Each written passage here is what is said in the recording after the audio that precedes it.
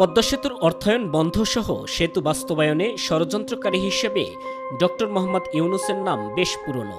বিষয়টি আরও আলোচিত হয় নানা প্রতিবন্ধকতা পেরিয়ে পদ্মা সেতু উদ্বোধন হওয়ায়। তবে এ নিয়ে এবার লিখিত আকারে নিজের অবস্থান জানিয়ে বিবৃতি দেন ডক্টর মোহাম্মদ ইউনূস। ইউনূস সেন্টারের বিবৃতিতে তিনি দাবি করেন, গ্রামীণ ব্যাংকের এমডি পদ ধরে রাখতে নয়, গ্রামীণ ব্যাংকের মৌলিক আইনি কাঠামো ধরে রাখতেই উচ্চ আদালতে রিট পিটিশন দায়ের করেছিলেন। যদিও বয়স পেরিয়ে যাওয়ার পরেও গ্রামীণ ব্যাংকের এমডি পদ না ছেড়ে উল্টো ধরে রাখতে মামলা করেছিলেন ডক্টর ইউনূস। বৈঠকের বিষয়ে আন্তর্জাতিক কোনো সিদ্ধান্ত কোনো ব্যক্তির সাক্ষাতের উপর নির্ভর করে না বলে বিবৃতিতে উল্লেখ করেন তিনি।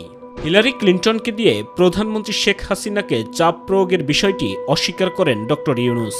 যদিও ডক্টর ইউনূসের পদ টিকিয়ে রাখতে প্রধানমন্ত্রী শেখ হাসিনাকে ফোন করেন হিলারি ক্লিন্টন এবং টনি ব্লেয়ারের স্ত্রী শিরিন ব্লেয়ার। অধ্যাপক ইউনূস কখনো ক্লিন্টন ফাউন্ডেশনকে কোনো অনুদান দেননি বলেও বিবৃতিতে উল্লেখ করেন।